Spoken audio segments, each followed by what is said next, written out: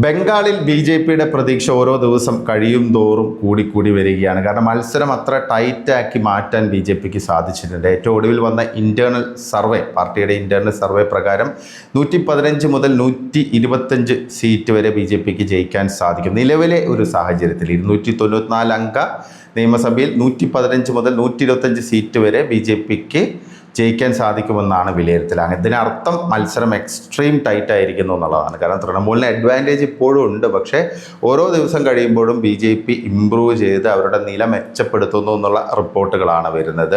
മത്സരം extreme close ആക്കി മാറ്റുക എന്നുള്ളതാണ് ബി.ജെ.പിയുടെ ലക്ഷ്യം. കാരണം പല ആളുകൾക്കും ഭയമാണ്. കാരണം തൃണമൂൽ തന്നെ വരും, അതുകൊണ്ട് തങ്ങൾ ബി.ജെ.പിക്ക് വോട്ട് ചെയ്ത് കഴിഞ്ഞാൽ അതിനുശേഷം വലിയ ആക്രമണം നേരിടേണ്ടി വരും, പ്രത്യേകിച്ച് തൃണമൂൽ ഗുണ്ടകളുടെ അറ്റാക്ക് നേരിടേണ്ടി വരും എന്നുള്ള ആ ഒരു ഭയം പല ആളുകൾക്കുണ്ട്. അപ്പോൾ ഇത്തവണ ഫ്രീ ആൻഡ് ഫെയർ ആയിട്ട് വോട്ട് ചെയ്യാൻ സാധിക്കുകയാണെങ്കിൽ അതിനുള്ളൊരു അന്തരീക്ഷം ഉണ്ടാക്കാനാണ് ബി.ജെ.പിയും അതുകൂടാതെ തന്നെ കേന്ദ്ര സർക്കാരൊക്കെ ലക്ഷ്യമിടുന്നത്. അതിൻ്റെ ഭാഗമായിട്ട് സമാനതകളില്ലാത്ത രീതിയിലുള്ള കേന്ദ്ര സേനയുടെ വിന്യാസമാണ് ഇപ്പോൾ ബംഗാളിൽ ഉണ്ടായിരിക്കുന്നത്. തെരഞ്ഞെടുപ്പ് കമ്മീഷൻ്റെ ഭാഗത്തു നിന്ന് ഒരുപാട് നടപടികൾ സ്വീകരിച്ചിട്ടുണ്ട്. ഫ്രീ ആൻഡ് ഫെയർ ആയിട്ട് ഇലക്ഷൻ നടത്തുക, അതിൻ്റെ ഭാഗമായിട്ടുള്ള പ്രവർത്തനങ്ങൾ വളരെ ശക്തമായി മുന്നോട്ട് പോവുകയാണ്. ഇപ്പോൾ ബി.ജെ.പി ആണെങ്കിലും ഒരു വലിയ ഒരു പ്രചരണം തന്നെയാണ് അവിടെ അഴിച്ചുവിട്ടുകൊണ്ടിരിക്കുന്നത്. ഇത്തവണ വളരെ ഡിഫറൻ്റ് ആയിട്ട് കഴിഞ്ഞ തവണ നേരിട്ട വെല്ലുവിളികളെല്ലാം അതിജീവിച്ചു. അതായത് ഒരുപാട് പാളിച്ചകൾ അവസാന നിമിഷം കഴിഞ്ഞ തെരഞ്ഞെടുപ്പിൽ, ബംഗാൾ നിയമസഭാ തെരഞ്ഞെടുപ്പിൽ ബി.ജെ.പിക്ക് നേരിടേണ്ടി വന്നിരുന്നു. അപ്പോൾ ഇത്തവണ അതെല്ലാം മറികടന്ന് മുന്നോട്ട് പോവുകയാണ് ബി.ജെ.പി. അമിത്ഷാ ഇപ്പോൾ അവിടെ ക്യാമ്പ് ചെയ്യുന്നുണ്ട്. ഇനിയുള്ള ദിവസങ്ങൾ തെരഞ്ഞെടുപ്പ് വരെ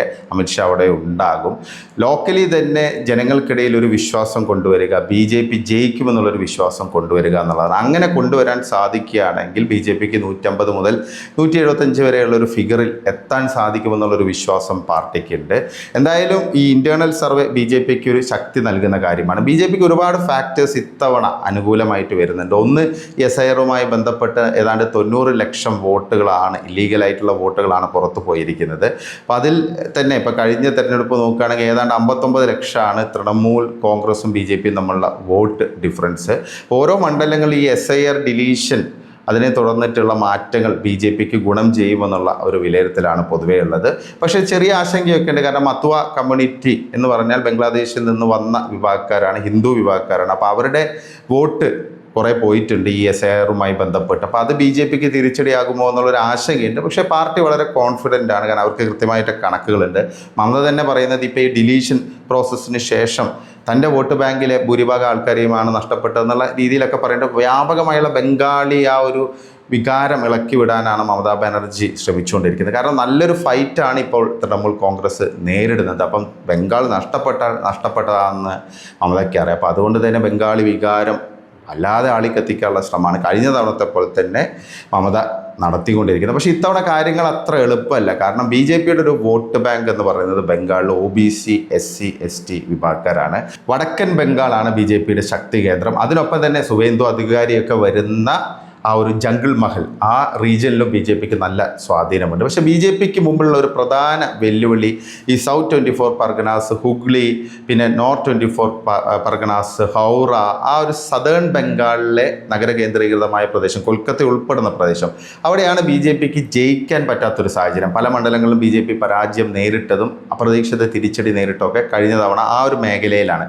അത് മമതാ ബാനർജിൻ്റെയും തൃണമൂൽ കോൺഗ്രസിൻ്റെയും ഒരു ശക്തി കേന്ദ്രമാണ്. അതിനൊപ്പം തന്നെ മമതയ്ക്ക് ബംഗ്ലാദേശുമായി ബോർഡർ പങ്കിടുന്ന മുർഷിദാബാദ് ഉൾപ്പെടെയുള്ള സ്ഥലങ്ങൾ, പിന്നെ മാൾഡ, ഇങ്ങനെയുള്ള മേഖലകളിൽ മുസ്ലിം പോപ്പുലേഷൻ വളരെ കൂടുതലുള്ള ഭൂരിപക്ഷമായുള്ള സ്ഥലങ്ങൾ അവിടുത്തെ ഒരു സ്വാധീനമാണ്. അപ്പോൾ ബി.ജെ.പിക്ക് ഇത്തവണ ഈ സൗത്ത് ബംഗാളിൽ ഈ കൊൽക്കത്തയും North 24 പർഗനാസ്, South 24 പർഗനാസ്, ഈ ഒരു മേഖലയിലേക്ക് ഇറങ്ങിച്ചെല്ലാൻ സാധിക്കുകയാണെങ്കിൽ, കുറേ വോട്ടുകൾ നേടാൻ സാധിക്കുകയാണെങ്കിൽ കളി മാറുമെന്നുള്ള ഒരു വിലയിരുത്തലാണ് പൊതുവേ ഉള്ളത്. കാരണം കഴിഞ്ഞ തവണ നല്ലൊരു ഫൈറ്റ് ഈ മേഖലയിലൊക്കെ ബി.ജെ.പി നടത്തിയിട്ടുണ്ട്.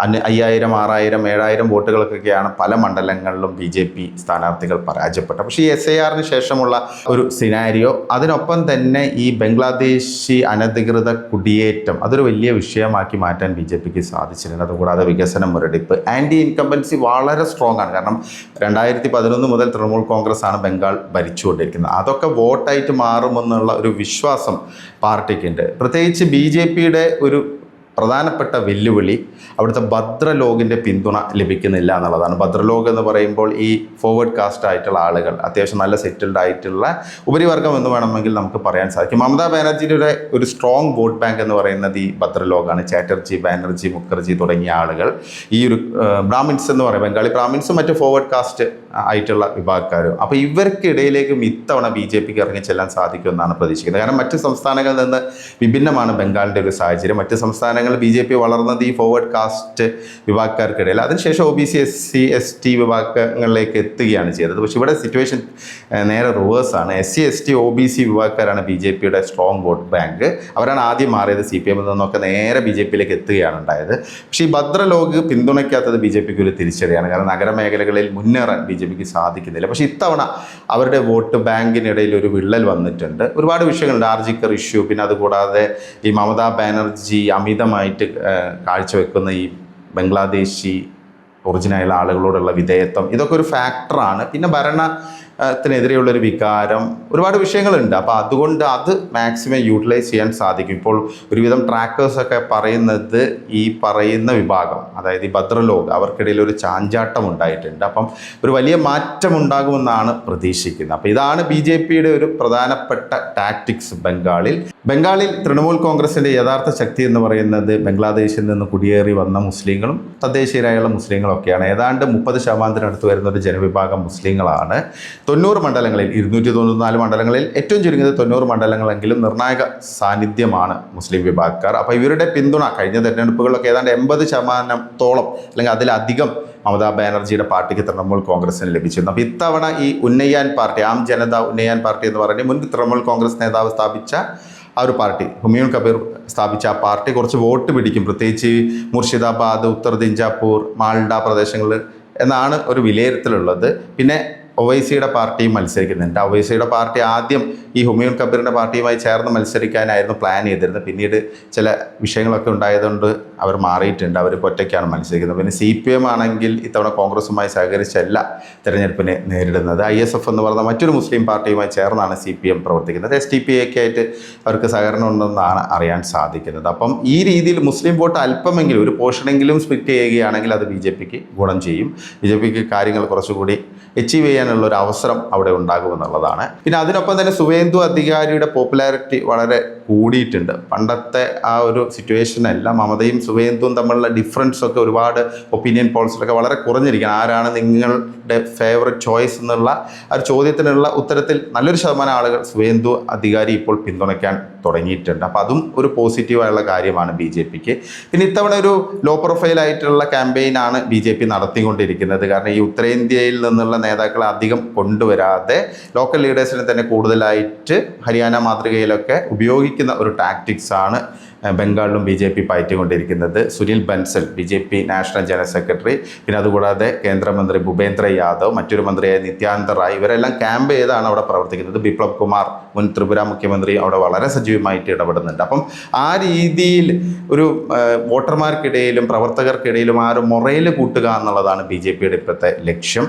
അങ്ങനെ വരികയാണെങ്കിൽ, അതായത് തങ്ങൾ വോട്ട് ചെയ്താൽ BJP ജയിക്കും, ആ ഒരു മാറ്റം ഉണ്ടാകും എന്നുള്ളൊരു പ്രതീതി ഉണ്ടാക്കാനാണ് ശ്രമിക്കുന്നത്. അമിത്ഷാ പല സ്ഥലങ്ങളിൽ പ്രധാനപ്പെട്ട കേന്ദ്രങ്ങളൊക്കെ സന്ദർശിച്ച് അവിടെ താമസിച്ച് ഒരുപാട് ആസൂത്രണങ്ങളൊക്കെ നടത്തുമെന്നാണ് മനസ്സിലാക്കാൻ സാധിക്കുന്നത്. അപ്പോൾ ഇതൊരു പോസിറ്റീവായുള്ള കാര്യമാണ്. പക്ഷെ അങ്ങനെയാണെങ്കിലും മമതാ ബാനർജി എന്ന് പറയുന്ന വ്യക്തിയെ നമുക്ക് ഒരിക്കലും എഴുതി തള്ളാൻ പറ്റില്ല. കാരണം അവർ എന്ത് കളി അവർ നടത്തും.